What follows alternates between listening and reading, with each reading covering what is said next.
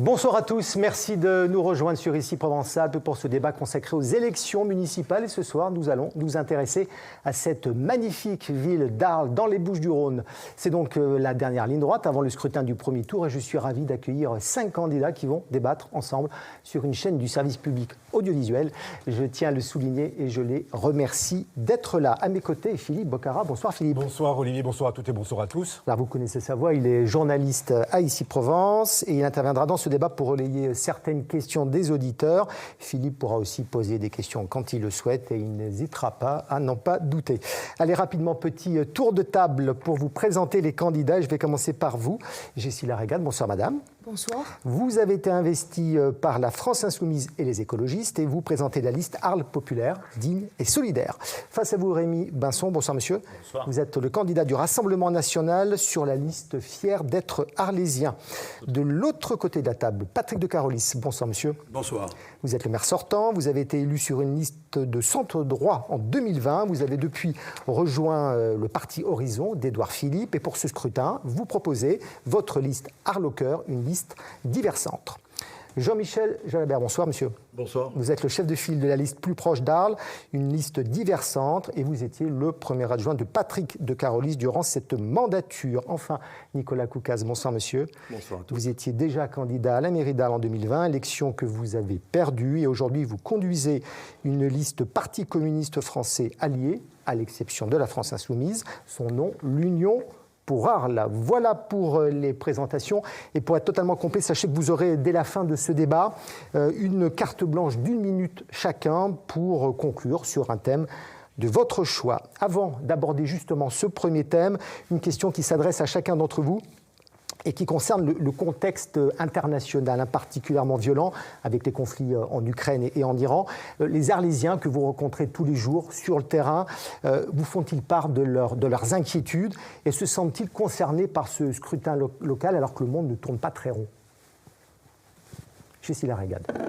Bien évidemment, moi avant de m'engager politiquement dans cette élection-là, ma voix ça a toujours été la défense des opprimés, de ceux que l'on bombarde, de ceux que l'on humilie. Moi j'ai soutenu la cause que ce soit pour le Soudan, pour le peuple congolais, ukrainien ou palestinien. Donc évidemment ce qui se passe au niveau international est quelque chose qui nous attriste profondément et que l'on combat, cette politique impérialiste, toujours pour le capitalisme, de s'étendre, de prendre plus de territoire. Et bien évidemment, je voulais rappeler mon soutien plein et entier à tous les peuples aujourd'hui opprimés dans le monde et qui subissent le joug de l'oppression. Patrick de Carolis, les Arlésiens, que vous disent-ils? Ils sont inquiets? Moi, j'ai fait à peu près 20 réunions publiques. 21 demain soir avec mon débat, mon meeting, mon dernier meeting au patio de Camargue à 18h30. Dans les 20 réunions publiques, j'ai vu beaucoup de monde, beaucoup d'Arlésiens.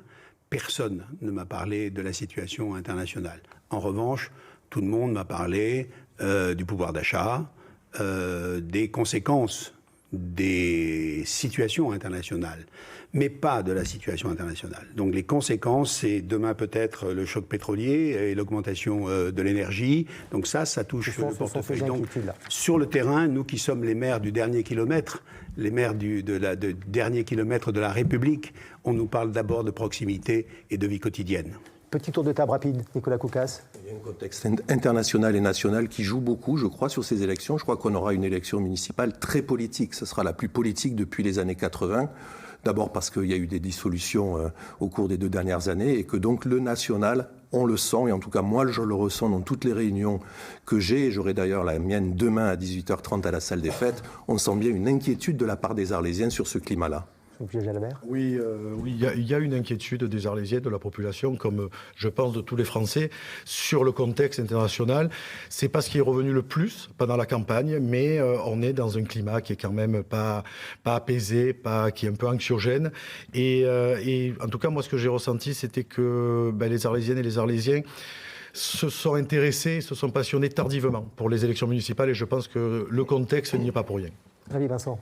Oui, effectivement, ce qu'on a pu constater, nous, c'est là dernièrement, c'est l'inquiétude par rapport au choc pétrolier et directement le pouvoir d'achat déjà.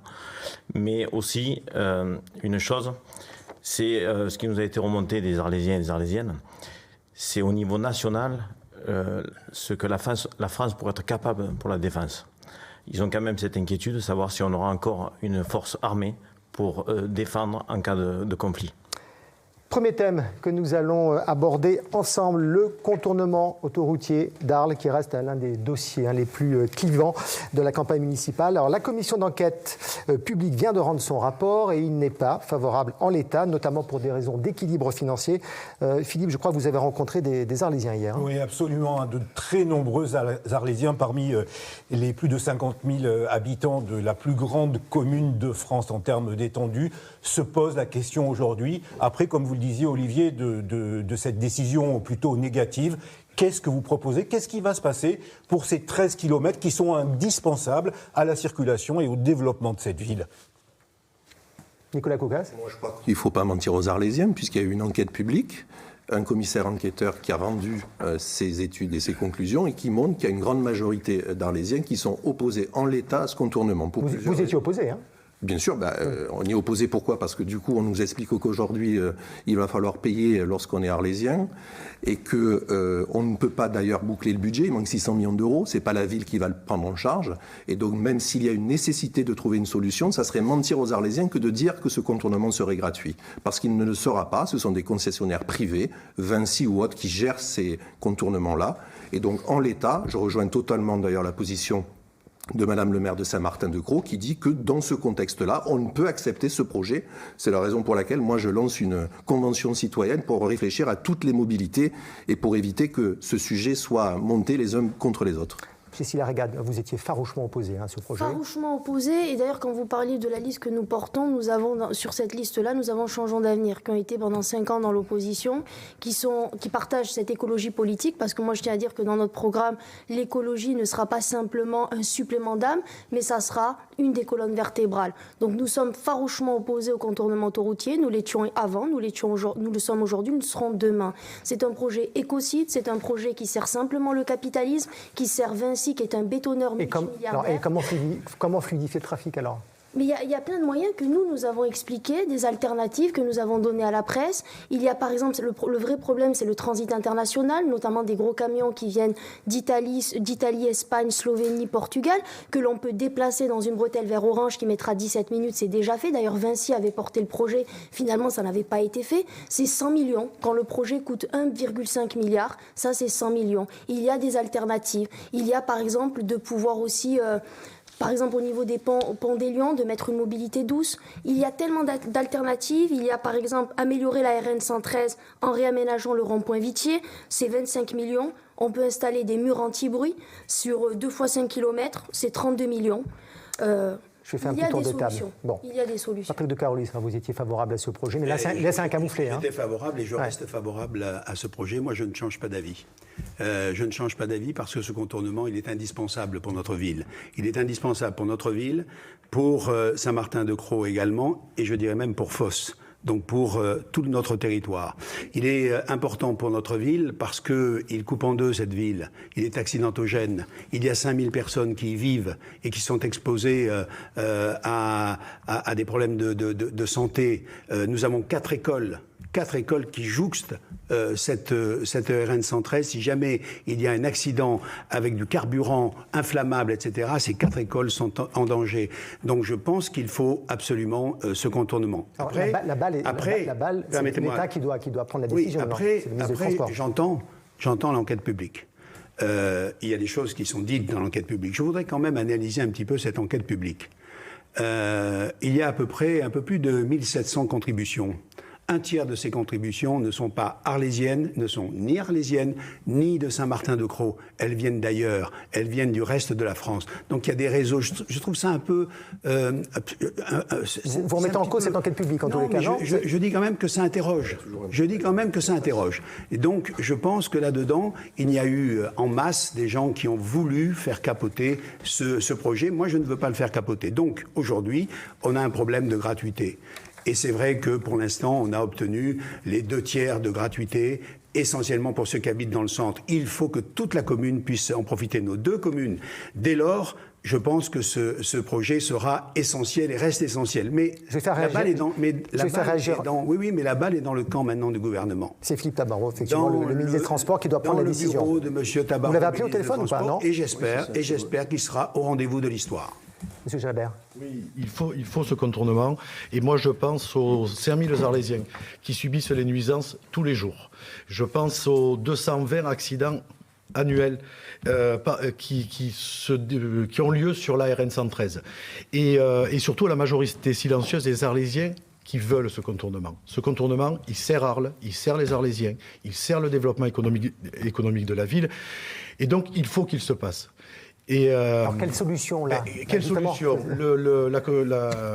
La commission d'enquête a émis un avis défavorable. Maintenant, la balle est dans le camp du ministre. Il faudra qu'on montre à l'État que la ville et les autres collectivités sont alignées et que peut-être il faut clarifier certaines choses et que l'ensemble des collectivités du territoire souhaitent ce contournement. Elles ne sont pas frileuses, les collectivités territoriales, si, justement, parce que sur ce sujet. Elles ont dit qu'elles ne viendraient pas financer, elles viendraient financer la requalification de la RN 113, qui est une nécessité, qui est la deuxième étape après ce projet. Par contre, il faudra que chacun prenne ses responsabilités et qu'on ait un maire qui défende ce contournement auprès du ministre. Le maire actuel l'a défendu. En tout cas, on voit les résultats, on verra le résultat final et on verra le prochain maire. Rémi Vincent. Oui, écoutez, pour avoir participé à de nombreuses enquêtes sur ce contournement autoroutier, l'avis défavorable, je pense que il n'est pas sorti sans rien. Ça fait 44 ans qu'on parle de ce projet.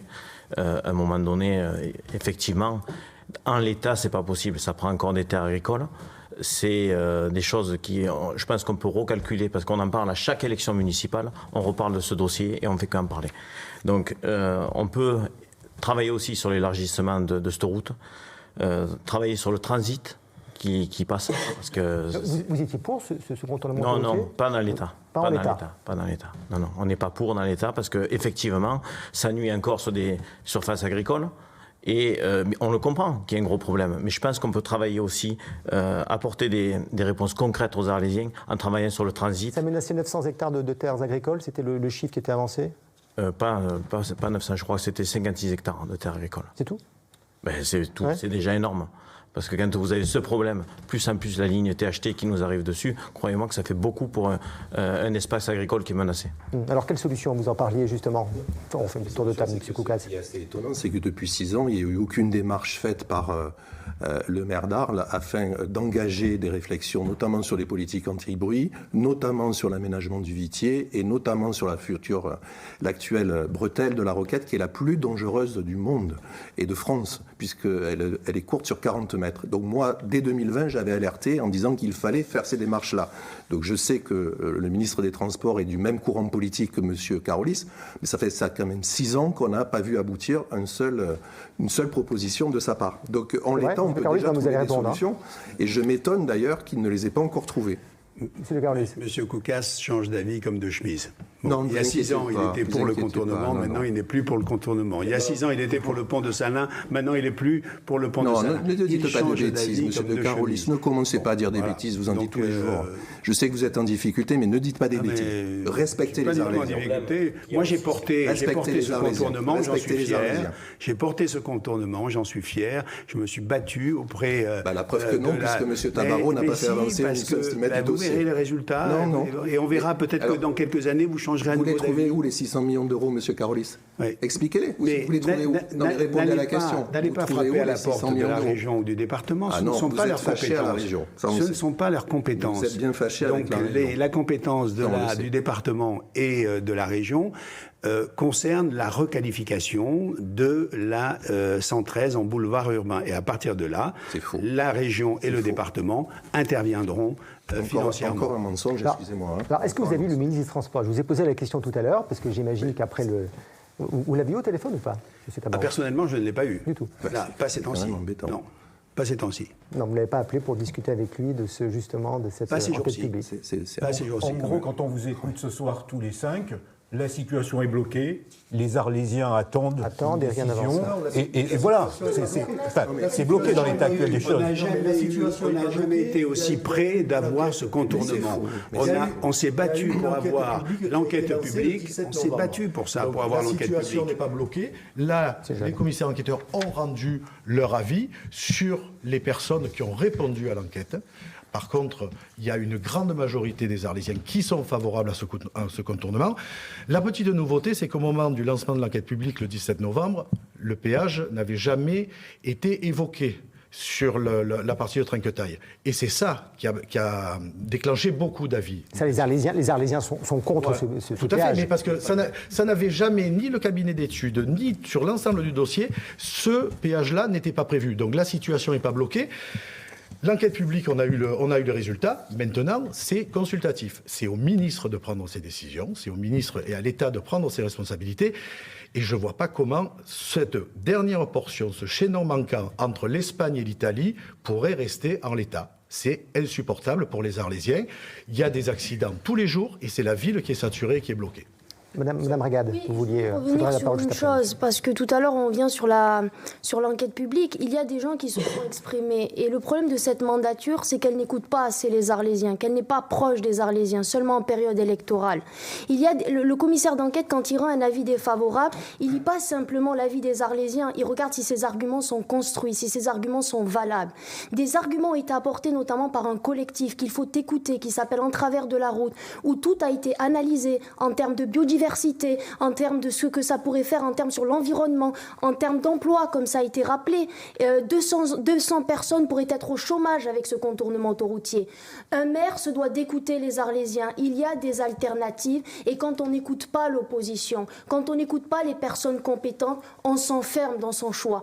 Évidemment, M. Koukas n'a pas été dès la base contre le contournement autoroutier. Mais on a le droit de changer d'avis. Il a écouté les experts sur la question.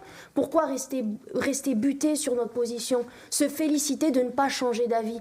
On doit changer d'avis au contact des gens, en écoutant, en construisant une autre vision politique. Et ce n'est pas le cas. Et c'est ça que beaucoup d'Arlésiens déplorent, c'est celle de ne pas être entendus, celle de ne pas être écoutés. Il y a un début d'entente.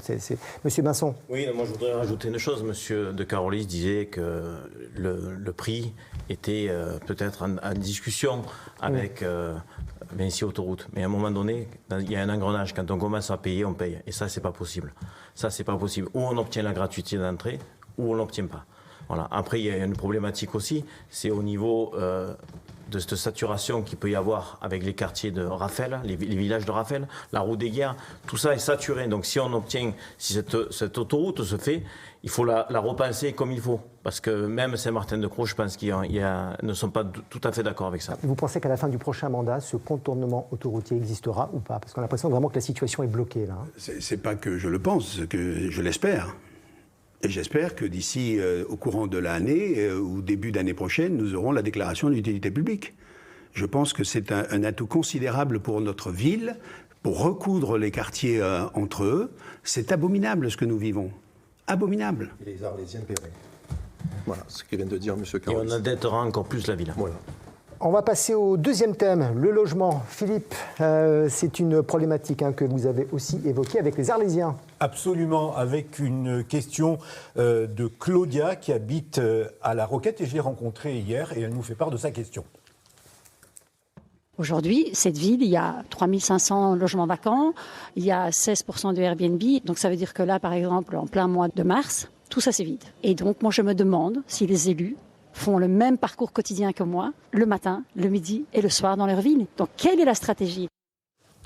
Voilà. Est-ce que vous faites le même parcours que notre auditrice avec une ville qui est quasiment déserte? Moi, j'y étais hier après-midi, j'ai passé 3 heures dans la ville pour recueillir les témoignages. Et c'est vrai qu'entre 14h et 16h30, 16h45, j'ai dû croiser une centaine de personnes dans la ville. Il oublie de dire qu'il pleuvait demain, hier. Non, mais après il y a eu du soleil, monsieur le Carolis. Après il y a eu du soleil, monsieur le Carolis. Justement, alors quelle stratégie? Vous avez pas entendu les chiffres, pardon, mais c'est combien de... 3500 logements vacants, Oui. 450 Airbnb. Mais Oui, c'est à peu près les chiffres, entre 3400 et 3500 logements Vous avez pris le vacants. bon témoignage parce que la personne qui a témoigné habite à La Roquette, effectivement, et est également commerçante. Et donc le problème du logement est un problème qui impacte notre centre-ville, qui impacte l'attractivité du centre-ville. Et parce que notre centre-ville est vide, il y a 3400, 3500 logements vides sur la commune. Il y en a un peu plus de 2000 dans le centre-ville et il faudra mener des actions pour réhabiliter ces logements et pour les remettre sur le marché. Vous souhaitez mettre en place des exonérations temporaires de taxes foncières pour les propriétaires qui rénovent des logements vacants, hein, c'est ça? Non, qui vont rénover leurs logements, des logements vacants, mais par contre qui vont s'engager à les louer sur de la longue durée et pas sur de la location saisonnière. Évidemment, il faut réguler les locations saisonnières, il faut réguler les Airbnb. Il y a une révision du PLU. Comment on les régule? On peut l'inscrire, on peut mettre des quotas sur des zones, on peut l'inscrire lors de la révision du PLU. Comme Marseille. Exactement, mais il faut aller là-dessus. Je suis ravi de voir que les candidats autour de la table reprennent les idées qu'on porte depuis 6 ans au conseil municipal et que ce soit M. Jalabert ou M. de Carolis, systématiquement n'ont pas voulu réguler le phénomène Airbnb. Vous reprenez les premières interventions qui ont été les miennes. Tout à fait exact. Après, on peut prendre des mesures illégales, comme ça a été fait dans notre ville, c'est ce que préconisait M. Koukas. Et après, les villes qui avaient pris ces mesures-là se sont fait retoquer au tribunal administratif et on est revenu en arrière. C'est pas fait retoquer. Je crois qu'aujourd'hui, il n'y a pas eu. Je crois qu'aujourd'hui, il n'y a que M. Carolis qui se rend compte que la ville n'est plus la même, en fait. Que la ville se vide, qu'il n'y a plus de commerce, que les Arlésiens ne peuvent plus se loger et qu'il ne souhaite pas réguler ce phénomène. Moi, me pose problème parce que je crois qu'il est un peu déconnecté de la réalité du quotidien. Et je crois qu'aujourd'hui, il y a une nécessité, je termine, M. Jalabert, il y a une nécessité, c'est que les Arlésiens puissent habiter leur centre-ville. Et habiter le centre-ville, ça veut dire aussi consommer dans le centre-ville et faire en sorte qu'on puisse avoir des ressources nécessaires pour la vie des Arlésiens. Mais la solution ne passera pas que par la régulation, parce que la régulation, ce sont des logements qui ne sont pas vides. On a des logements vacants dans lesquels il faudra lancer des actions pour inciter les propriétaires, les accompagner financièrement avec l'Agence nationale de l'habitat et mettre des exonérations, comme je le propose, de taxes foncières s'ils s'engagent à le louer sur la durée, parce que si on remet du monde en ville, on fera vivre notre centre-ville, on fera vivre nos commerces. C'est une des demandes des commerçants que j'ai rencontrés hier. Tout à fait, mais bien sûr. Monsieur Masson, quelle stratégie justement pour réguler ces logements vacants? Toujours dans des débats et puis à un moment donné, les gens ont besoin de réponses claires. Et concrètes. Et concrètes, tout à fait. Parce que nous, le but de notre liste, c'est vraiment amener du bon sens. Donc sur, effectivement, ces Airbnb, ce qu'on doit faire, c'est ce qui n'a pas été fait, je pense, par la municipalité actuelle qui a été votée en 2024 sur la proposition d'avoir un droit de 120 jours. On pourrait le passer avec la loi Le Meurs à 90 jours. Expliquez-nous. Si vous voulez, en fait, c'est une loi qui existe, on peut faire, la municipalité peut passer les logements à titre principal, au lieu de 120 jours de location, à 90.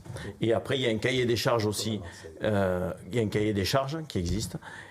Et on peut éventuellement, sur les maisons, que ce ne soit pas pour des maisons secondaires. Voilà. Donc ça, c'est ce qu'il faut travailler. Et aussi, une chose, il ne faut pas que ça devienne un business, le Airbnb, que ce soit un complément de revenus, mais pas un business. Et c'est ce qui est en train de se faire. On a le centre-ville qui se meurt, aussi bien, vous avez dit, des commerçants, mais effectivement, ce ne sont plus que des boîtes à clés. Patrick de Carolis, bon, là-dessus, vous êtes attaqué de toutes parts. Donc, quel constat faites-vous? Je suis atterré d'entendre ça. On me parle de la loi Le Mur, mais elle concerne quoi, la loi Le Mur? Elle concerne la résidence principale. 120 jours, la passer à 90 jours, c'est une résidence principale. Et vous pensez que c'est ça qui va régler le problème du Airbnb? Le problème du Airbnb, c'est pas la résidence principale qui vient justement aider le particulier à joindre les deux bouts à la fin du mois. C'est ça que vous voulez faire? Non, mais vous voulez réduire ça? Très Donc bien. le problème, laissez-moi terminer, je ne vous ai pas interrompu. Le problème, il vient des résidences secondaires. Et là, c'est pas en les cadenassant, c'est pas en les restreignant. Alors, qu'est-ce qu'il faut faire? C'est tout simplement, je vais vous le dire, c'est tout simplement en incitant les propriétaires à aller vers de la location à l'année. Et pour aller à la location à l'année, il faut les aider. Parce que vous savez que les conditions pour tout ce qui est réglementation de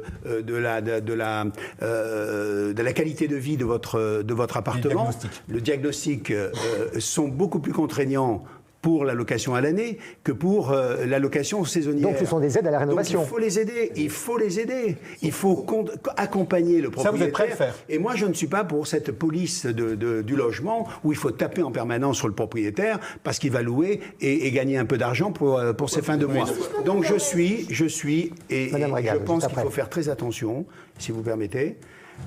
C'est de ne pas regarder ce débat par le petit bout de la lorgnette. Non, mais les chiffres sont là quand on parle du Airbnb. Vous avez parlé de logement, j'aimerais faire un point là-dessus, si vous me le permettez. Très rapidement, et ensuite Madame Régade. Je vais essayer d'être le plus rapide possible, mais on est là pour donner des vérités, des chiffres. Moi, je pense que pendant 10 ans, cette ville a décliné. De 2009 à 2019, cette ville a décliné. Elle a décliné dans sa population, dans sa démographie. On est passé de 54 000 à 51 000. Et mes prédécesseurs, qu'est-ce qu'ils ont fait ? Ils ont peuplé le centre-ville avec des personnes qui n'avaient pas le pouvoir d'achat pour faire vivre les petits commerces. Et aujourd'hui, M. Koukas a raison de dire qu'il faut repeupler. Oui, il faut repeupler le centre-ville, mais avec des gens qui ont du pouvoir d'achat pour faire vivre les petits commerces.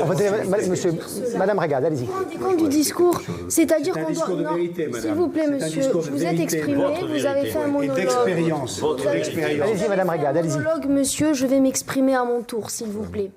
Vous entendez, il faut peupler le centre-ville de gens qui ont les moyens. C'est-à-dire que toujours le prisme de M. de Carolis, c'est de parler des propriétaires. Quand est-ce qu'on parle des Arlésiens, de ceux qui vivent... Parce qu'il y a une chose dont on n'a pas parlé, c'est le logement indigne. Quand vous allez dans les quartiers, des gens de malice le vivent, des logements indignes, où il y a des moisissures, où les bailleurs sociaux ne répondent pas à l'appel des gens. Aujourd'hui, si les commerces vont mal, c'est que les gens n'ont pas les moyens de se loger, que le logement est devenu un produit purement financier, alors que c'est un droit fondamental. Nous, pour Airbnb, on a des mesures concrètes. Stopper l'hémorragie Airbnb, ça passe déjà par une obligation de compensation. C'est-à-dire, on n'est pas contre Airbnb. Si un propriétaire veut mettre un logement secondaire à la possibilité de pouvoir le louer à courte durée, il doit en même temps compenser cela en mettant ou en créant un autre bien qui sera mis à la location à long terme pour une personne, pour le long terme. Ça, c'est possible. Ça s'est fait au Pays Basque et ça marche très très bien.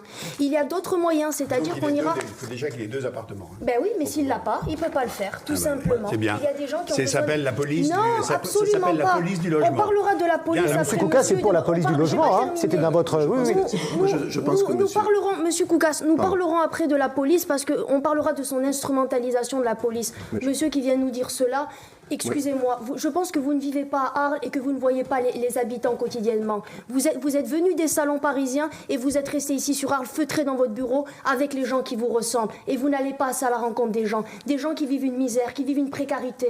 Quand les gens n'ont pas de pouvoir d'achat, on fait une politique volontariste qui leur redonne du pouvoir d'achat, monsieur. On ne dit pas, on va mettre ceux qui ont les moyens. Moi, ma politique, c'est pour tout le monde, pour tous les Arlésiens. Les gens qui subissent la misère sociale et qui s'est accentuée depuis que monsieur de Carolis est là. Sur les logements indignes, parce qu'il faut aussi parler de cela, nous, on a une proposition concrète. C'est le permis de louer. Ça a été mis en place en juin 2025 par monsieur de Carolis. 18 mois. Exactement, ça, mais dans une partie du centre-ville. Nous, on propose de le généraliser. Il y a plein de logements dans les QPV qui sont insalubres, qui sont pas possibles. Les gens ne peuvent pas vivre dans une telle indignité. Mais nous, ce que nous mettrons en place pour éviter cette gentrification, et je vois que M. de Carolis aime cette gentrification, il aime voir le centre-ville avec des gens qui n'ont que le pouvoir d'achat. Je m'exprime de la manière dont je veux, M. de Carolis, et vous pourrez me contredire quand vous aurez la parole. Allez-y, je vous donne la parole à M. Koukas après, parce que votre temps de parole va s'épuiser. Avec un plafonnement des loyers. Moi, je pense que la mairie d'Arles soit la seule ville de la région, l'une des seules villes de la région qui n'ait pas régulé ce phénomène. C'est-à-dire que ce soit des villes comme Nice, qui est pourtant une ville amie de Patrick de Carolis, ou Marseille, ou Montpellier, ils ont pris le problème à bras-le-corps. Ils se sont bien rendus compte qu'il y avait des problématiques pour que les Arlésiens et les Arlésiennes, aujourd'hui, ne peuvent plus se loger. C'est pour ça que moi, je suis assez surpris du discours systématique du maire qui ne se rend pas compte de la difficulté, aujourd'hui, des gens pour se loger. Alors, il renvoie au passé en disant que l'ancienne municipalité était mauvais. Enfin, soyons sérieux, monsieur de Carolis. On a été si mauvais qu'il a choisi de prendre l'ancien premier adjoint communiste du maire communiste qui était chargé d'appliquer la précédente municipalité. Donc, soyons un peu raisonnables dans les messages qu'on porte. On va rester dans le cadre de vie. On va rester dans le cadre de vie parce qu'il faudrait qu'on avance un petit peu dans les thèmes. Dans le logement. Oui, mais c'était par rapport à la propreté. Nous allons lancer un programme de rénovation sur 1600 logements à Arles. 700. Du centre ? Oui, Griffeuil est très bon. C'est faux. Et non, c'est pas faux. 2024, Madame Non, c'est Préciosi pas- est venue, elle devait intervenir en 2025. Non, c'est pas faux. Non, mensonge, monsieur de Carolis. Voyez avec les bailleurs sociaux. J'ai eu le président on va passer. Nous ne croyons plus à ce que Allez, vous on va dites, passer. monsieur Carolis. Monsieur de Carolis. C'est un mensonge. Bâtir sur Arles. Il faut construire des logements. Un gros mensonge. Vous savez que On va nous avons Vous aviez besoin de 5 ans pour le construire. faire, monsieur. Vous ne Eh l'avez Nous pas avons- fait. Attendez, nous Vous avons deviez besoin investir, de vous n'avez rien fait dans cette nous ville avons depuis que besoin vous de y êtes. 4 à 5 000 logements supplémentaires d'ici à 2040. Il va falloir les construire. Mais d'ailleurs, Rapidement, Et une nous avons question. commencé à les construire, notamment en cœur de ville, mais est-ce que vous avez... pour justement repeupler le centre-ville. Cœur de ville qui est de l'ancienne mandature. Il hein. a cette capacité, si vous voulez, à se réapproprier les dossiers qui étaient portés par l'ancienne majorité. Donc je suis ravi de voir qu'il est... Et que vous il se rallie. critiquez aujourd'hui, Et par alors. contre, sur... C'est ça. Et par contre, sur le logement, Monsieur Carolis, il y a beaucoup de permis qui sont en cours d'instruction. Donc j'aimerais bien savoir, et j'aimerais bien que vous nous répondiez sur les permis qui sont en cours d'instruction au service urbanisme, notamment sur la rue Gaspard-Monge, hein, puisque vous savez que l'élu à l'urbanisme n'est plus en charge de cette question. Donc c'est vous. Et je crois qu'il y a plusieurs milliers de logements qui sont prévus. Et j'aimerais que vous puissiez nous dire ici, devant nous, si tel est bien le cas, si les riverains peuvent s'inquiéter de ces aménagements prévus. Vous devriez avoir la réponse, puisque Madame, mon ancienne adjointe à l'urbanisme, maintenant fait votre campagne. C'est à votre grand plaisir. Mais je vous pose Voilà. la question. Donc la question, Donc ça veut dire encore une fois que les Arlésiens ne sont pas informés ni associés à tous les projets d'immobilier. C'était votre troisième sur Arles adjointe depuis qui 6 vous ans. a quitté, qui a rejoint la ligne de Nicolas Foucault. J'aimerais dire C'est la une raison pour chose. laquelle c'est peut-être une des raisons pour laquelle je n'ai pas reconduit cette la Bon, année. on va- juste une question, il faut passer à la Non, propreté mais très j'aimerais rapidement. dire une chose, on n'est pas Madame- ici pour que ce soit un monologue de monsieur de Carolis. Madame Regal, non, mais tout le monde Il y a d'autres s'exprime, mais candidats les qui temps de doivent parole sont s'exprimer. respectés, je Non, vous pour assure. l'instant, Je tiens à le j'en ai 4 qui préciser. sont un peu contre moi, là, mais Vous bon, êtes le maire c'est le jeu. C'est la règle du jeu, voilà, vous êtes J'ai tout important. suivi votre politique. Madame Regal, on va J'ai- continuer. On va continuer. Très rapidement sur la propreté, est-ce qu'Arles est une ville propre? Philippe, vous avez posé la question, Oui. vous répondez assez rapidement là-dessus. On a posé la question et visiblement la mission n'est pas accomplie. En tout cas, c'est ce que nous dit Karine. Je voudrais savoir un petit peu au niveau de la propreté dans les rues, dans le centre d'Arles, et puis voilà, des tags un peu partout, sur des belles façades, c'est dommage. Qu'allez-vous faire ? Voilà, c'est dommage, hein. Des belles façades d'Arles complètement taguées. Tout le monde les voit quand on vient au moment de la feria, des moments des rencontres internationales de la photo. Les riverains les voient. Qu'est-ce que vous faites? C'est dommage quand même. Mais c'est une totale. Alors, monsieur Masson, c'est une ville sale, le centre-ville est sale? Mais bien sûr, le centre-ville, mais pas que le centre-ville, parce qu'on parle du centre-ville Oui, mais d'Arles, tout- mais pas que le centre-ville. hein. Je vous rappelle que Arles est la plus grande commune de France. Il y a aussi les hameaux et les villages. Donc, à un moment donné, il faut avoir cette idée. Mais Arles, effectivement, le centre-ville est très sale. Il y a des tags, il y a des insalubrités. Alors, je pense qu'il faut aussi arriver à renouer un lien avec les agents territoriaux, la collectivité. C'était parce que renouer le dialogue avec les Bien agents sûr. municipaux, hein, c'est dans votre programme. ça, hein. c'est vraiment un dialogue qu'on veut avoir. Ils font mal leur travail. Non, j'ai pas dit qu'il faisait mal au travail. J'ai dit que le dialogue a été rompu avec la municipalité actuelle. Et quand on voit le turnover qu'il y a pu y avoir avec les agents de la CCM et de la municipalité, je pense qu'il y a vraiment, et les gens se sentent pas compris. Donc, à un moment donné, il faut arriver à ça. Et nous, ce qu'on compte mettre en place, c'est des patrouilles qui nettoieront avec un Karcher ce qu'il faut pour faire tous ces tags. Avec des embauches supplémentaires ou pas? Non? Mais non, Non, avec les agents municipaux existants. Il y est, il n'y a pas de souci. Ce qu'il y a, c'est qu'il faut le reconsidérer. Monsieur Jalabert, vous, si vous voulez renouer le dialogue avec les agents municipaux. La hein. propreté, je pense que c'est un des gros échecs du mandat. C'est un des secteurs dans lequel on a mis le plus de moyens, qu'on a mis le plus de moyens humains et matériels. Et les résultats ne sont pas à la hauteur. En 2023, un grand plan propreté a été lancé. On a embauché 22 agents supplémentaires au service du nettoiement. Ces agents, ce sont les premiers acteurs de cette mission-là. Et Justement, et vous étiez le premier adjoint, vous en avez parlé, Patrick de Carolis, vous lui avez dit ça ne marche pas, ça ne fonctionne pas. Vous lui avez dit ou pas? Si je suis là, c'est que j'ai essayé de faire remonter certaines choses, que j'ai essayé de parler à Patrick de Carolis pour lui dire ce qui n'allait pas. Je pense pas qu'on on obtient des résultats en multipliant les embauches. Il faut les organiser, il faut les écouter et il faut avoir de la considération pour les agents. Ces personnels-là, quand on parle avec eux, ils ont dans un sentiment de mépris et d'écœurement parce qu'ils nous disent on n'a eu aucune écoute, on n'est jamais venu nous voir. Par contre, pour nous dire ce qu'on doit faire et tout ce qu'on fait mal, là, il y a du monde. Et donc, il va falloir renouer ce dialogue. On mettra en place une brigade de surveillance au sein du service du nettoiement sur la ville pour voir les dépôts sauvages pour voir là où le travail est bien fait et là où il y a des choses à corriger, et aussi pour ensuite passer le relais à la police municipale, parce qu'on doit faire notre mission, les agents et la mairie doivent remplir leur part, et les Arlésiens doivent respecter l'espace public, et s'il faut sanctionner, il faudra sanctionner. Monsieur Koukas. Quand on est maire d'Arles, il faut mettre les mains dans le cambouis, c'est-à-dire être présent sur le terrain toute l'année, partout, et avoir des liens réguliers avec toutes les associations de quartier. Moi, je vois des chiffres aujourd'hui, puisque le maire d'Arles nous dit qu'il n'a pas augmenté les impôts. Je prends juste le taux de la taxe d'enlèvement de l'ordure ménagère, qui est le niveau le plus important de la région, 18,67%. C'est le président de la communauté d'agglomération qui l'a augmenté, c'est M. de Carolis, c'est à peu près 373 € par an. Quant au graffiti, moi je suis surpris qu'il se soit rendu compte au bout de 3 ans qu'il y avait des graffitis, parce que tout simplement il y avait des caméras. Donc à quoi servent les caméras si derrière on n'a pas des personnes, des hommes ou des femmes qui puissent utiliser les caméras et puis faire le nécessaire pour que ces graffitis Vous dites donc qu'il y a des caméras qui fonctionnent mais il n'y a personne qui les regarde. Écoutez, moi j'ai soulevé ce problème, c'est moi qui ai soulevé ce problème.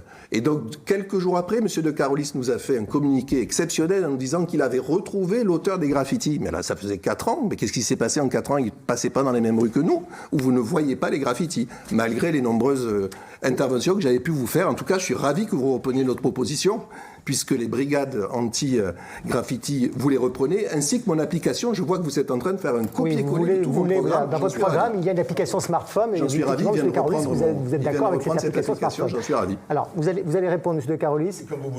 Bien sûr. Donc cette taxe qui augmente et une ville qui est sale. Et on a parlé de police aussi. Donc la ville est-elle sale? On avait vous, un tel retard. C'est votre constat? On avait un tel retard il y a 6 ans. C'est encore... Je vais vous dire une chose. C'est la raison. Vous êtes aux affaires depuis 6 ans. Vous êtes depuis 6 ans maintenant. Je vais vous dire. Il y a 6 ans, nous avions 12 policiers municipaux. 12. Je vous parle de propreté. Qui n'étaient pas... On y arrive, si vous me permettez. Pardonnez-moi, c'est gentil. Allez-y, je vous en prie. Nous avions 12 policiers municipaux qui n'étaient pas armés et qui terminaient leur travail à 17 heures. 6 ans plus tard, nous en avons 52 qui sont armés, qui terminent leur travail à 23 heures. Nous avons augmenté nos caméras, effectivement. Nous avions à peu près 210 caméras. Nous en avons 315 aujourd'hui, 320. Toutes fonctionnent. Toutes fonctionnent. On va reparler de la sécurité juste après. De supervision. Et par rapport à la propreté. Mais j'y arrive. Oui, mais rapidement, parce que votre temps de parole s'épuise, M. de Carolis. Oui, mais je suis désolé. Allez-y. Je peux me taire et... Non, pas du tout, ne vous taisez pas. Conspué par vos invités. Non, mais justement, répondez sur la question de la propreté. Laissez-moi répondre. Donc la propreté, nous y arrivons. La ville, à 7 h du matin, elle est propre. Elle est propre. Et après, elle est salie. Et elle est salie par les incivilités. Et là-dessus, il faut lutter contre les incivilités. Et donc, oui, je suis d'accord pour une la création d'une brigade d'intervention rapide. Oui, je suis d'accord pour mettre tous les éléments modernes à disposition de la population avec le smartphone pour réagir. Oui, ça, je le ferai. Et ça, nous allons commencer. Mais c'est nier tout le travail qui a été fait en amont. C'est nier la réorganisation. C'est nier les investissements que nous avons faits sur le matériel neuf que nous avons utilisé. C'est nier le fini parti auquel nous avons mis fin.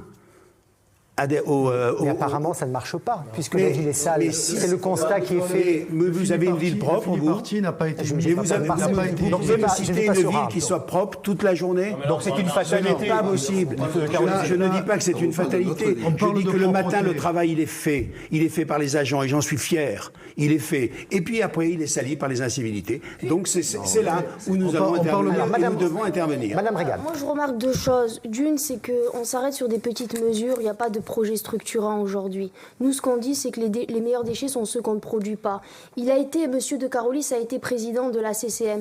Il n'a pas mis de vrais projets structurants. Il y a des projets d'agglomération qui nous permettent d'être excédentaires en termes de déchets. Si on a un vrai projet, comme investir dans un méthaniseur, on est déficitaire.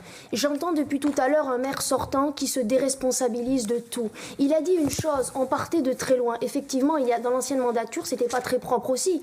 Mais là, donc en 6 ans, monsieur de Carolis n'a pas réglé le problème. Ça veut dire que pour moi, il ne doit pas être aux responsabilités s'il lui faut autant de temps pour résoudre ce problème-là. Et moi, je dirais, je suis contente de l'entendre dire ici qu'il est fier des agents. Parce que moi, quand je vais voir les agents, c'est le mépris qui leur est opposé. Monsieur passe devant, il ne leur dit pas bonjour. C'est le mot qu'on entend partout, ça, le mépris. C'est tellement facile. C'est tellement facile.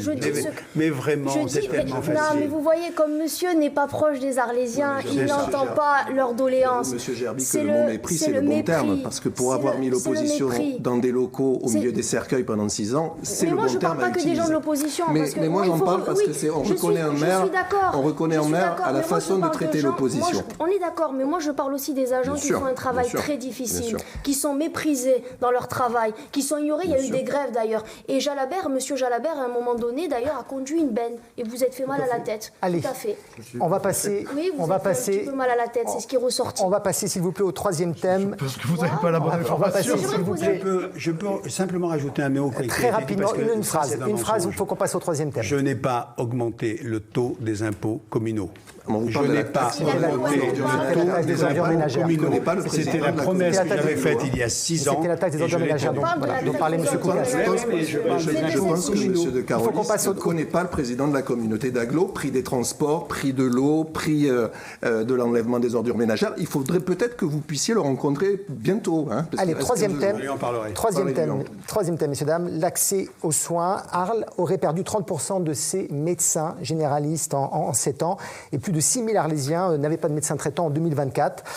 C'est compliqué apparemment de trouver un médecin généraliste. Philippe, vous avez rencontré aussi des Arlésiens qui vous en ont parlé. Plusieurs habitants qui nous ont fait part hier de leur détresse pour se faire soigner. Alors certes, il y a des maisons médicales, il y a des choses qui existent, mais en tout cas, Franck relève cette problématique. Ça serait trouver une solution pour que quand on est malade, quand on a mal aux dents, de trouver rapidement un médecin qui peut s'occuper de nous, c'est sûr. Les centres de santé qui ont été mis en place sont très bien, mais c'est pas suffisant pour moi. Il faudrait des généralistes en plus, voilà. Alors, ça c'est une vraie problématique d'habitants et elle vous concerne directement tous les 5 puisque vous êtes candidat à diriger cette ville. Moi, je dirais que la santé, c'est la première priorité des Arlésiens. On l'a vu dans un sondage récent qui a été publié. Donc on a un rôle, lorsqu'on est maire, c'est de pouvoir coordonner l'existence, c'est-à-dire le comité local de santé, le lien avec l'hôpital, puisque le maire d'Arles est aussi président du conseil de surveillance de l'hôpital. Et aujourd'hui, un hôpital qui est en crise. L'hôpital public l'Arlésien est particulièrement en crise, avec notamment la fermeture annoncée et la baisse du nombre de lits au service maternité, la fusion gastro-cardio et la fermeture potentielle du laboratoire. Donc le maire d'Arles, il a un rôle. Il faut un plan santé, lancer un véritable plan santé communal. Il faut, à mon avis, un plan santé, et puis aussi proposer à tous les Arlésiens qui ont des difficultés, de proposer une mutuelle communale qui ferait baisser de 20% en moyenne le prix de la mutuelle, parce que c'est négocié en groupe, parce que c'est sans profit et que c'est au service des habitants, et puis accompagner surtout l'existence, c'est-à-dire les structures qui doivent être capables de nous aider à installer des médecins sur Arles.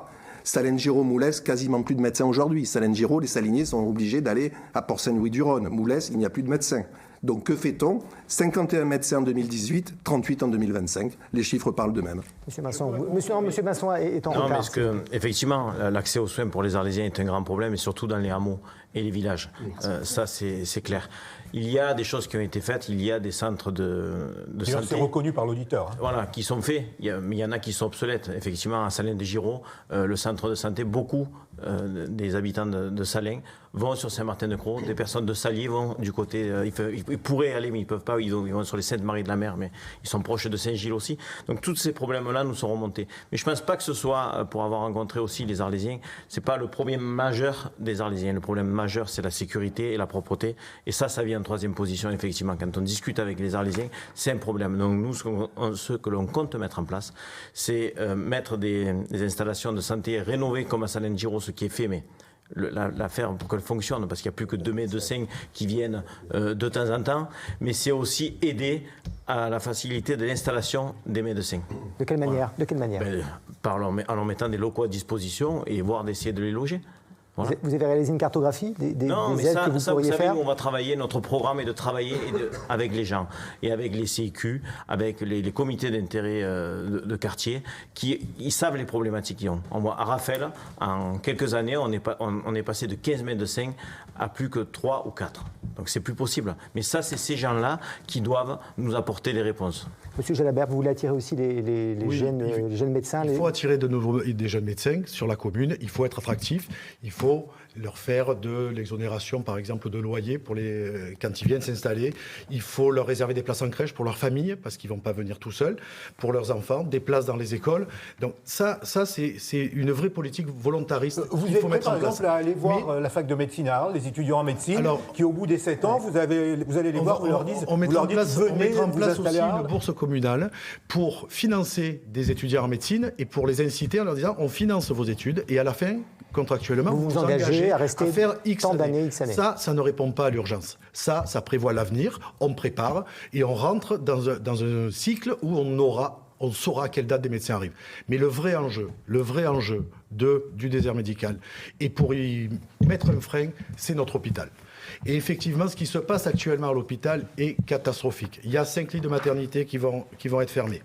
Il y a 28 lits de cardiologie qui vont être fermés. C'est tous les lits de la zone sud, je crois, du 7e étage.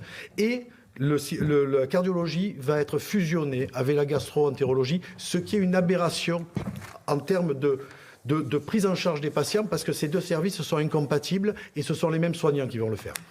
Ça a été validé en décembre 2025. Le maire est président du conseil de surveillance. Valider une réorganisation comme ça, c'est ne pas avoir pris conscience de l'importance de l'hôpital pour la ville. C'est le maire qui doit défendre ça. Et là, cette réorganisation, qui doit être validée le 17 mars prochain, elle s'est mise à dos tous les soignants, tous les syndicats de soignants et tout le corps médical. Les médecins ont envoyé une lettre à l'ARS il y a quelques jours pour dénoncer tout ce qui se passait. Et si on ne prend pas ça à bras le corps, si on ne défend pas notre hôpital, il nous faut un hôpital fort et il faut aussi renforcer l'internat. Il y a quelques années, on avait 25 internes sur la commune d'Arles. Aujourd'hui, on en a 10. Ces internes-là, c'est nos médecins de demain. J'en ai rencontré un il y a une dizaine de jours. Il a fait son internat à Arles. Il a rencontré une Arlésienne. Il s'est installé. C'est un généraliste qui s'est installé à Pont-de-Croix. Ça, il faut que ce soit le maire qui défende ça, parce que l'hôpital, c'est l'hôpital de la ville et de la mairie. Madame Régade. Donc effectivement, il y a une désertification qui est immense. On le voit nous-mêmes quand on veut se soigner. On veut trouver un orthophoniste, il faut aller dans une autre commune. Et les hameaux sont laissés à l'abandon. Il y a aussi une fracture numérique. Nous, il faut répondre aux besoins nécessairement maintenant. Il ne faut pas attendre. Et nous, ce qu'on propose, c'est le déploiement de 2 bus hybrides, un bus France Service et un bus santé. Le bus santé aura pour mission de faire de la prévention, du dépistage et d'orienter des publics fragiles vers des parcours de soins. Le bus France Service, c'est qu'il y a beaucoup de gens avec la fracture numérique aussi, c'est stressant quand on ne peut pas demander des aides, quand on ne sait pas comment faire, et ça marche très bien dans certaines communes. C'est aussi d'aller à la rencontre des gens pour éviter ce stress-là et de les aider également pour briser cette fracture numérique et stopper les ruptures de droits. Vous souhaitez aussi créer des maisons de santé pluridisciplinaires avec des médecins salariés, c'est dans votre programme ça. Pluridisciplinaire, c'est ce vers quoi on tend. Comme je l'ai toujours dit, moi je ne mens pas aux gens. C'est-à-dire que nous, on a un budget, tout est chiffré, c'est ce vers quoi on va tendre vers la fin de la mandature, mais il faut répondre aux besoins nécessairement tout de suite. Et c'est ce que nous mettrons en place de suite, c'est un bus santé et un bus France Service pour répondre aux besoins des Arlésiens. Patrick de Carolis. Bien. Alors vous souhaitez embaucher des médecins salariés, en cas de carence d'initiative privée. Mais un peu tout ce qui a été dit et surtout vous dire ce qui n'a pas été dit. Et l'essentiel n'a pas été dit. Il y a 2 ans, j'ai signé un contrat avec l'État, avec l'ARS, l'Agence régionale de santé, un contrat local de santé qui permet justement à des praticiens de venir s'installer à Arles avec des avantages fiscaux sur 5 ans, avec des avantages concernant d'un montant de près de 50 000 €. Et ça commence à fonctionner. Bon. Ça commence à fonctionner. Nous avons eu 3 dentistes à Bariol qui se sont installés, 2 médecins qui se sont installés. Il y a 2 dentistes à nouveau qui vont venir s'installer à Raphaël. Et des médecins généralistes. Mais où les médecins, M. Carolis? À Raphaël. Je vous donnerai l'adresse. Ah, mais depuis quand? Mais des dentistes à Non, Raphaël. mais je vous parle des médecins. Vous venez de dire 2 médecins. À Bariol. Je vous donnerai les coordonnées. Depuis quel jour? Je vous le donnerai. Non, mais donnez-nous les noms des médecins. Mais je ne les ai pas en tête. Ah, vous les avez pas. Alors, nous avons travaillé considérablement sur le fait que nous puissions déjà accueillir des gens. 2, nous avons des projets de cabinets médicaux qui s'annoncent. Un centre de petite urgence qui va prendre effet à l'ancienne caserne des pompiers dans le quartier Chabourlé. 3, j'ai signé il n'y a pas plus tard que 48 heures un permis de construction pour installer un cabinet médical, où ça, à Moulès. Donc nous faisons énormément de choses. Quant à l'hôpital, rapidement, s'il vous plaît. Vous avez donné. Oui. Je veux bien me taire. Non, pas du tout. Non, c'est parce qu'on avance. C'est quand même que on avance aussi c'est pour équilibrer les temps de parole. Ce qui a été fait. À l'hôpital, il y a 44 millions d'euros qui sont investis sur l'hôpital pour le moderniser. Ces 44 millions d'euros, nous nous sommes battus pour les avoir avec l'État, avec la région, avec le département, avec l'agglomération ACCM et la ville d'Arles. C'est pas rien. Je me suis battu il y a 3 ans, j'ai vraiment tapé du poing sur la table pour que la maternité ne soit pas fermée, et elle n'a pas été fermée. Et c'est vrai qu'il faut la défendre. Et c'est vrai qu'il est important que des enfants puissent continuer à naître à Arles. Donc tout ça a été fait. Ça semble pas être dans la mémoire de mes interlocuteurs. Mais vous êtes le constat qui est fait sur l'absence de médecins généralistes. Elle existe, c'est une réalité. Existe partout. Elle existe à Arles. Elle existe partout. Mais nous avons pris des mesures et je suis assez optimiste sur ça. Ce que je ne comprends pas, c'est pourquoi alors avoir voté en conseil. Et vous aurez à Mastibert, par exemple, un nouveau cabinet médical. Quant à vous, M. Binson, quand vous dites que nous avons à Salins de Giraud, oui, nous avons rénové le centre médical de Salins de Giraud. Nous y avons mis 2 praticiens et qui effectivement tournent avec je me mets à la place des Sainte-Marie de la Mer. Je me mets à la place des téléspectateurs qui nous regardent. Oui, avec difficulté, bien sûr. Je me mets à la place des téléspectateurs qui nous regardent. Un téléspectateur de Mastibert, un monsieur de 50 ans, qui a un accident cardiaque grave. Pas de service de cardiologie à Arles. Comment ça se passe pour lui aujourd'hui? Où est-ce qu'il va? Et est-ce que c'est de cardiologie à l'hôpital? Il y a un service de cardiologie à l'hôpital qui est en pointe. Excusez-moi, Monsieur Gerby, mais pourquoi il y a un regroupement lors du dernier conseil de surveillance cette fusion? Pourquoi avoir voté cette fusion? Vous l'avez voté, M. Jalabert l'a dit. On a vu les mais la fusion. Vous êtes président du conseil de surveillance. Oui, pourquoi vous ne êtes pas alors opposé le président du conseil de surveillance, au passage, ne dirige pas l'hôpital. Ah si, il y a des non, il ne dirige pas l'hôpital. Non, ce n'est pas vrai. Ce n'est pas sa fonction. Donc vous nous dites qu'il vient au service de cardiologie d'Arles et il sera correctement soigné. Bien sûr. Et on a un excellent service de cardiologie. C'est que cette réorganisation ferme 28 lits de cardiologie et en recrée à l'étage au-dessous 15. Donc, il y a un gap, il y a une différence et on perd des lits en gastro-entérologie, on perd des lits en cardio puisqu'on fusionne les deux et on ferme 28 lits en cardio.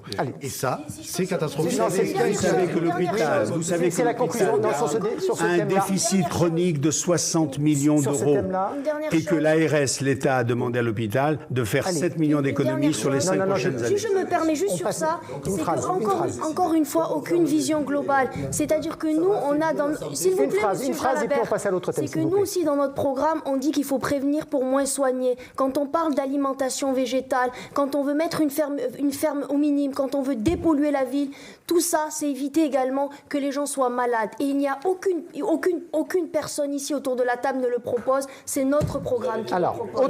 Autre thème que nous allons aborder ensemble, si vous le permettez, s'il vous permettez, Monsieur de Carolis. On va parler encore d'un thème qui fait débat, la sécurité. Elle est au cœur de ces élections municipales. Alors, Arles est une ville où le trafic de drogue existe, malheureusement, et cette insécurité inquiète les habitants. Absolument, hein, notamment ceux que j'ai rencontrés hier à Arles et dans les quartiers d'Arles. Hein, pas uniquement ceux du centre-ville, c'était aussi ceux des bourgs et des villages autour d'Arles. Et c'est une question de Claudia. Que compte-t-il faire pour plus de sécurité pour les Arlésiens ? Parce que suivant l'heure à laquelle on sort, ou suivant les quartiers où on se promène, c'est pas très sûr. Voilà, suivant l'heure à laquelle on sort et suivant le quartier où on se promène, ce n'est pas très sûr. Pourtant, vous nous dites qu'il y a des caméras, il y a des policiers municipaux, mais il y a toujours ce sentiment, cette insécurité permanente qui revient dans la bouche des Arlésiens. Je ne partage pas ce sentiment. Bon, Monsieur Masson, allez-y. Si, c'est une attente forte des Arlésiens. C'est pour les avoir rencontrés et le vivre au quotidien aussi en tant qu'Arlésien, on doit renforcer la police municipale. On doit aussi, en plus de la renforcer, la former. Parce que je pense, pour avoir rencontré les syndicats, beaucoup d'agents municipaux ne sont pas assez formés au niveau de la police municipale. Et je crois qu'il y a un problème aussi de direction avec la personne qui dirige la police municipale. Vous voulez renforcer la police municipale? Il y a déjà eu une augmentation en 6 ans. Vous voulez embaucher combien de policiers municipaux supplémentaires? On n'est pas dans les chiffres dans l'événementiel. Si vous voulez renforcer, donc il y a bien un chiffre, c'est bien chiffré. Effectivement, c'est des choses à étudier. On renforcera d'un certain pourcentage. Mais ce que je veux dire, c'est que la on n'est pas dans les chiffres, mais on est dans les fiches. Non, on n'est pas dans les chiffres, dans les fiches. Vous savez, vous rigolez, vous faites... Écoutez, on a fait un effort considérable. Vous savez pertinemment. Vous avez fait un effort considérable sur la sécurité. Et vous dire que la PM doit être formée pour lutter contre le narcotrafiquant, c'est une erreur. C'est la police nationale qui doit faire ce travail-là. À un moment donné, vous envoyez des agents des agents municipaux changer un lampadaire qui se font agresser, vous n'avez même pas donné de leurs nouvelles. Donc, excusez-moi, mais vous n'avez pas de leçon de nouvelles. Juste ce que je voudrais dire, c'est qu'on veut développer une brigade cynophile. Ça, nous, si on le fait, c'est rapidement. Vous en avez parlé il y a 6 ans, vous ne l'avez toujours pas fait. On veut aussi, effectivement, développer la vidéo de protection, mais à des endroits ciblés. Il y a des endroits, effectivement, il y a des hameaux qui n'ont pas besoin de la totalité de vidéoprotection, ça c'est évident. Renforcer aussi la brigade rurale, parce que les dépôts sauvages, vous en avez parlé, et nous, ce qu'on veut, c'est une brigade rurale avec des protections de caméras embarquées. Et appliquer, c'est tu paies ou tu nettoies. Parce que ça, c'est pas possible. Il y en a marre que ce soit toujours le contribuable qui soit à ce niveau-là. Monsieur Koukas. On nous a parlé lors de la dernière campagne des municipales en 2020 qu'on allait tout régler. 6 ans après, on a plus de caméras, plus d'effectifs et on s'aperçoit quoi? Qu'on a des règlements de compte maintenant qui viennent jusqu'en centre-ville. C'était du jamais vu jusqu'alors. Donc je crois que l'échec de la sécurité, il est flagrant. Et donc il y a à la fois une volonté de renforcer les effectifs, mais peut-être d'adapter les horaires aussi à ces agents-là, de les faire travailler un peu plus tard le soir. Moi j'ai rencontré beaucoup d'habitants dans tous les quartiers et les villages qui demandent une présence physique. Mais pas 24 heures sur 24. Non, dans un premier temps, on ira le soir. Et puis il y a un mot qu'on n'a pas employé, que personne n'a employé jusqu'alors, c'est le mot prévention. C'est-à-dire qu'il faut aussi, lorsqu'on met en place une politique de sécurité, avoir une vraie politique de prévention. Elle a été sacrifiée depuis 6 ans. Les centres sociaux ont été malmenés. Les baisses de subventions dans les associations de quartier qui permettaient justement d'aider les jeunes qui pouvaient basculer à un moment dans la délinquance ont été supprimées. Je crois que c'est un tout. On a besoin aussi d'avoir des animateurs de rue, de refaire venir sur le terrain des policiers dits de proximité. Et donc on a des partenariats à mener entre la ville, la gendarmerie et le commissariat de police en installant pourquoi pas des lieux adaptés dans les quartiers et les villages. Mais force est de constater que je viens d'écouter Monsieur le maire. Monsieur le maire a dit qu'il n'y avait pas de problème de sécurité. Je crois que c'est le seul autour de la table qui a ce sentiment. Bon, il répondra. Monsieur Jalabert. Oui, il faut étendre les horaires de la police municipale. On a une police municipale qui s'arrête à 23 heures. Par contre, on a une police municipale où, sur l'hôtel de police, si les Arlésiens arrivent à 17h ou 17h15, plus personne ne répond. Et donc, il faudra étendre ces horaires-là pour pouvoir accueillir le public en dehors des horaires qui se terminent à 16h30. Donc, il faut des postes de police mobile? Alors, ça, c'est la première chose, c'est l'extension. Et il faudra arriver à avoir une police municipale le jour et la nuit. Donc, il faut embaucher. Très rapidement, on étendra à 2h du matin, puisque c'est l'heure de fermeture des établissements.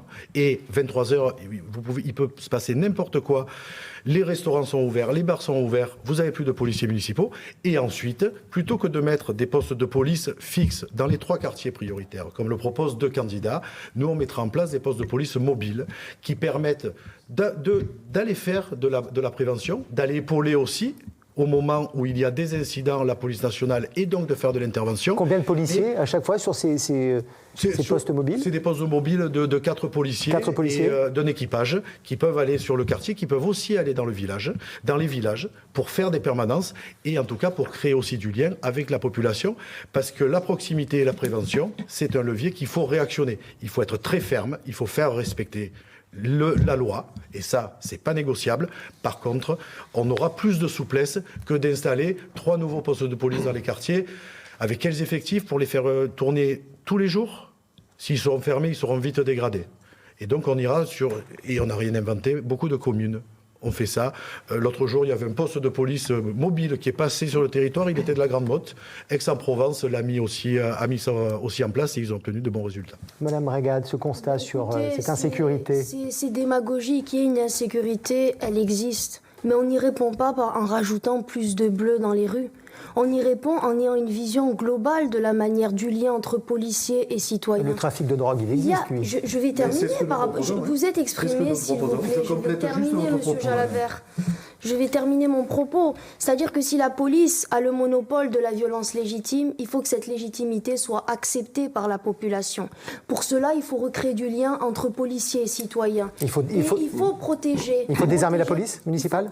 Absolument pas, c'est pas ce que j'ai dit. Non, je vous pose la question. Je vous explique ma position. Vous n'avez pas posé la question, laissez-moi terminer. Je vais vous poser la question. À la fin, c'est attendre à ce qu'il n'y ait plus d'utilisation d'armes létales. Ça arrive dans d'autres villes, dans d'autres pays au Royaume-Uni, et ça permet la désinstallation. Mais dans votre programme, vous proposez de désarmer la police municipale. Vous pouvez relire mon programme. C'est de tendre, c'est pas d'arriver, de désarmer dans une situation actuelle. C'est de recréer le lien entre policiers et citoyens, parce que je tiens à le dire, moi, maire de la ville, les policiers ne seront pas instrumentalisés par la municipalité, comme ça a été le cas notamment au moment où des carnavaliers ont décidé de fêter au Quai du Rhône, de fêter un carnaval sauvage, et que ça a été instrumentalisé par un dispositif surdimensionné de la police. Nous, ce qu'on dit, c'est de recréer... J'ai vu les vidéos, monsieur. J'ai vu les vidéos, j'ai vu les témoignages et j'ai vu les violences policières. Et dénoncer les violences policières, ce n'est pas être contre la police, c'est au contraire la protéger. Parce que si le lien police et citoyen est fragilisé, ça fragilise les policiers.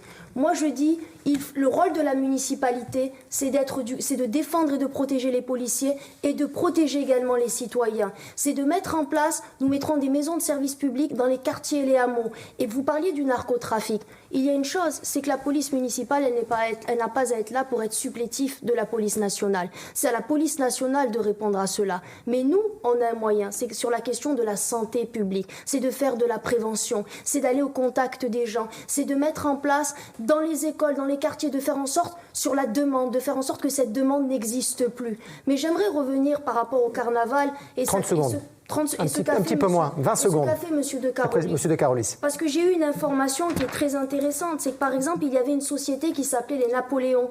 C'était une colonie de vacances pour cadres supérieurs à Arles, qui ont déposé bilan depuis, qui utilisaient chaque année notre patrimoine et qui faisaient du tapage. Quand les Arlésiens appelaient la police, on leur disait on ne vient pas, on n'a pas autorité à venir. Pourquoi? Parce que c'est les amis de Monsieur de Carolis, tout simplement. Monsieur de Carolis, si vous voulez répondre à Jessila Régade, non, je ne veux pas répondre, entre autres. Parce que mais non, mais il n'y a pas à répondre à ça, madame. Vous pouvez répondre, tout ça, c'est du verbiage. Tout ça, c'est pas du verbiage, c'est une réalité. Moi, ce que je voudrais dire d'abord, je suis ravi que Monsieur Koukas enfin disent que c'est bien d'avoir une police armée, parce que en 2020, il est quand même exceptionnel. Il est quand même exceptionnel parce que il est quand même exceptionnel. Il a voté contre. Non, mais il est quand même exceptionnel. Plus c'est gros, plus ça passe. Oui, mais c'est pas gros. Mais je vous sortirai la délibération. Je vous sortirai la délibération. Mais vraiment, donc ça, il faut pas l'oublier. Deuxièmement, les brigades rurales, Monsieur Vincent, les brigades rurales, elles existent déjà. Nous les avons créées. Nous avons 6 gardes champêtres aujourd'hui, et j'espère qu'il y en aura 2 de plus, avec un poste à Raphaël et à Salins. Oui, mais moi je suis très très heureux du travail qu'ils font. Ils font un travail remarquable. Vous devriez apprendre à respecter les agents. Et deuxièmement, j'ai oublié de dire que la police effectivement s'arrête à 23h et qu'elle s'arrêtera demain à 1h du matin. Et j'ai oublié de dire que dans les 3 quartiers QPV, nous allons installer des postes de police de proximité. de proximité, c'est-à-dire ce ne sont pas des commissariats, c'est-à-dire que la porte sera fermée, mais les agents seront sur le trottoir. Et ça, c'est de la prévention, et ça, c'est de la proximité. Moi, j'aimerais dire si je peux me permettre par rapport à quelque chose. Il nous reste peu de temps, madame. Parce qu'on parle de l'augmentation des effectifs, mais il y a un encadrement de la police municipale qui est nécessaire. Il y a un directeur, par exemple, qui a été mis en place qui n'est pas du métier. Il a commis des fautes graves, conduite en état d'ivresse. Ce sont des affaires, madame Regal, on ne peut pas en parler comme ça, on n'a pas le tenant et les aboutissants. Non, monsieur, il faut un encadrement. Oui, on a compris, madame Regal. Ce qu'on entend, c'est plus de. Madame Regal, il nous reste 5 minutes. Une insécurité et monsieur de Carolis n'y répond pas. Il nous reste 5 minutes pour parler de la culture. C'est très peu, c'est très peu de temps. Instrumentalisation. Allez, 8 bâtiments inscrits sur la liste du patrimoine mondial de l'UNESCO, 2 millions de touristes par an à peu près. Et pourtant, on a le sentiment qu'il y a 2 saisons à Arles. Philippe, vous avez rencontré des Arlésiens, la culture. Oui, voilà. Alors c'est quelque chose qui revient très souvent en fait. Arles vit du début du mois d'avril, fin mars, début avril, énormément bien jusqu'au mois de septembre-octobre. Et puis après, il ne se passe plus rien ou plus grand-chose, en tout cas pas autant que ce que pourraient espérer les Arlésiens en termes d'activité culturelle. Monsieur de Carolis, écoutez, allez-y. Oui. Très bien. Écoutez, nous sommes sans doute la municipalité qui avons mis dans le réseau associatif un maximum d'événements, puisque nous avons 800 événements par an. Donc c'est vrai que nous avons un problème de saisonnalité. C'est vrai que la saison démarre avec la première feria. C'est vrai que nous avons en tout cas accompagné la création d'un grand festival, le festival de dessin. C'est vrai qu'il faut absolument qu'on continue à parier sur la culture, parce que c'est à la fois quelque chose de très très important nationalement.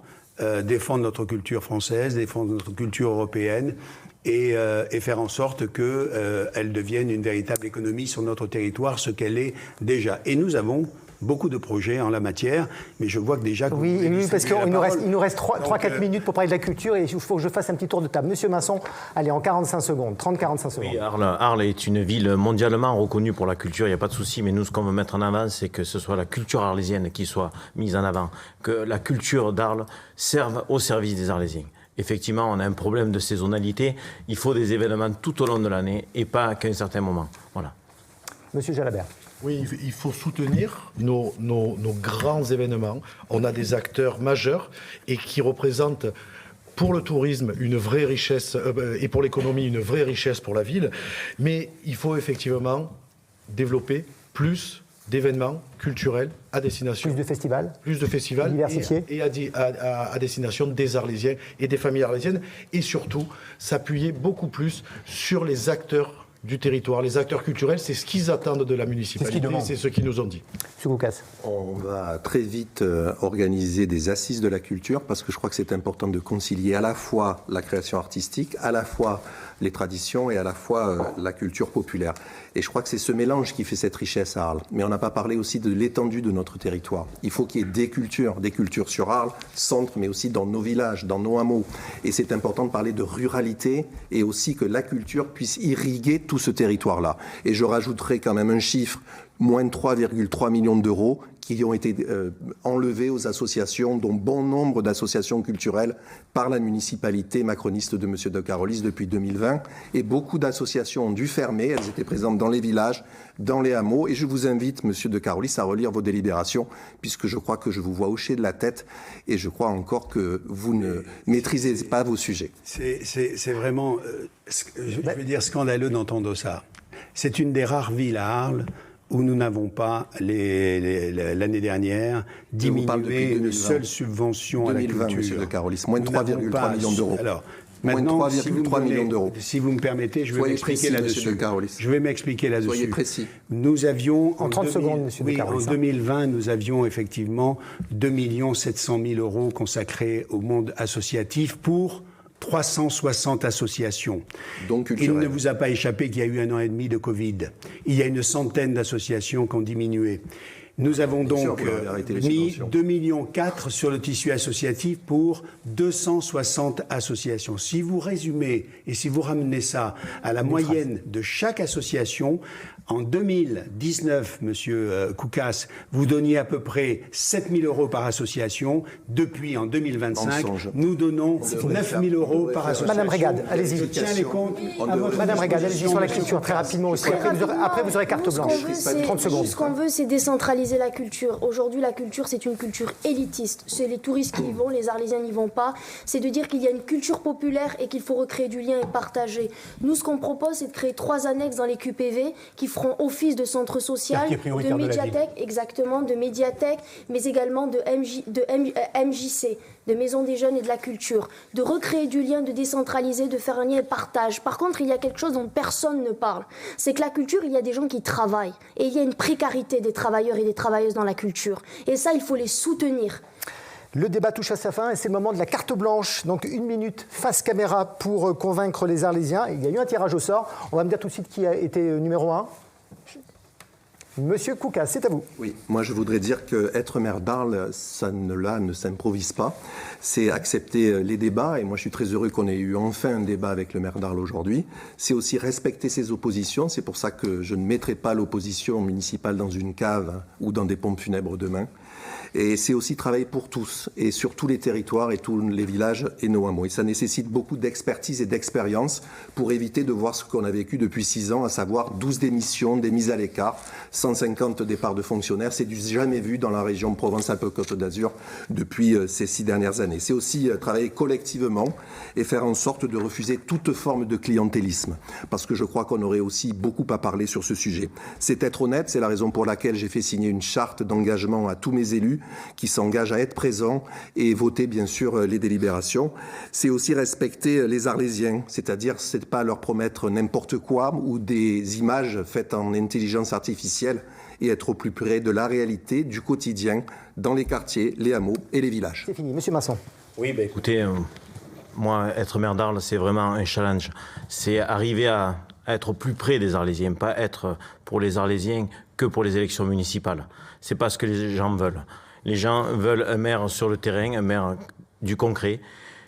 Ma première décision, ça sera à la mairie de lancer un audit financier de gestion des marchés publics, afin de lever le voile sur l'opacité actuelle et de rendre aux Arlésiens une transparence totale, parce que je pense qu'il manque de transparence et de dialogue. Donc là où je suis content, c'est que sur notre liste, il y a 99% des gens qui sont de la société civile. Des gens qui ont vraiment envie d'œuvrer et non par copinage ou par alliance électorale. C'est des gens qui veulent travailler pour leur ville et non une politique essuie-glace avec des gens qui tournent leur veste d'un côté. Nous, on est droit dans nos bottes et on sait ce qu'on veut. Donc votez pour nous le 15 mars. Il vous reste encore 5 secondes. Là. Monsieur de Carolis. 2 choses. La première, pour réaliser tous les projets qui ont été évoqués dans chacun de nos programmes respectifs, il faut de l'argent. Et l'argent est rare. Et l'argent, il se trouve chez des partenaires. Il se trouve à l'État, mais il se trouve à la région et au département. Or, je suis le seul à rassembler sur ma liste un conseiller départemental, une conseillère départementale et un conseiller régional. Ça, c'est le premier point. Il ne se trouve nulle part ailleurs. Deuxièmement, j'ai envie de dire que nous avons, il y a 6 ans, fait un bond considérable depuis 6 ans. Nous avons investi 86 millions d'euros sur cette ville. Nous avons réparé, rénové. Nous avons fait des projets. Nous avons réduit une dette considérable. Cette dette en 2020 était de 108 millions d'euros. Cette année, elle est de 85 millions. Nous l'avons réduite de 23 millions. Je n'ai pas augmenté le taux des impôts communaux. Donc cet élan-là, c'est l'enjeu de cette élection. C'est les Arlésiens ou les Arlésiennes qui veulent ou pas continuer cet élan. Je leur dis, inscrivez cet élan dans la pierre arlésienne. Madame Régade. Bonjour à tous. Notre démocratie locale, elle est défaillante. On ne peut pas se contenter de voter tous les 6 ans. Il est nécessaire d'inclure les citoyens dans les prises de décision. On ne peut pas s'accommoder de la toute-puissance d'un maire enfermé dans sa tour d'ivoire, décidant seul au détriment des Arlésiens. Dès notre arrivée aux responsabilités, nous mettrons le référendum d'initiative citoyenne. Je suis la seule à le proposer. Nous mettrons en place la révocabilité des élus. Un élu qui faillit, c'est un élu qui doit partir. Nous avons, nous militants de lutte et de terrain, qui vivons à vos côtés, qui connaissons vos difficultés, qui ne venons pas des salons parisiens. Nous avons produit ce programme, 102 pages, 32 axes programmatiques, 102 mesures qui répondent aux besoins concrets des Arlésiens et des Arlésiennes. La politique clientéliste menée depuis 20 ans dans notre ville, le système de Carolis qui s'est déployé dans notre ville depuis qu'il est au pouvoir, je pense notamment à monsieur Mison, que vous avez mis médiateur de la ville pour lui rendre l'appareil, lui qui était votre directeur de campagne. C'est fini, Madame Régal, c'est fini. Votez Arles populaire, digne et solidaire. Monsieur Jalabert, pour conclure. Arles est une ville exceptionnelle. Mais aujourd'hui, beaucoup d'Arlésiennes et d'Arlésiens ont le sentiment de ne plus être écoutés. Les habitants veulent une mairie plus proche, plus respectueuse et plus efficace. Je suis candidat parce que je crois profondément à cette ville. J'y suis né, j'y ai construit ma vie. Et je veux continuer à la servir avec une méthode. Écouter, décider et agir. Cette élection pose une question simple. Veut-on continuer avec un système qui n'a pas tenu un mandat, une équipe qui a déjà explosé, et qui est dirigé par un petit cercle fermé et autoritaire? Ou encore revenir à ceux qui ont géré cette ville pendant plus de 20 ans et ont laissé les problèmes s'accumuler? Moi, je vous propose une autre voie. Un maire présent, responsable, et surtout un maire qui décide et qui agit. Le 15 mars, les Arlésiens devront faire un choix. Celui d'ouvrir une nouvelle étape pour Arles. C'est fini, Monsieur Jalabert. Avant de conclure, je rappelle que 6 listes proposent des candidats à l'élection municipale d'Arles. Sur votre écran apparaît la liste de Madame Testu, candidate lutte ouvrière. Merci à vous 5 d'avoir accepté ce débat sur notre antenne. Merci à vous, Philippe. On se revoit dans 6 ans. Je compte sur vous. N'oubliez pas notre soirée électorale du premier tour dimanche 15 mars sur ICI Provençal. Début de la soirée, 19h. Tout de suite, l'info régionale. Très belle soirée à tous.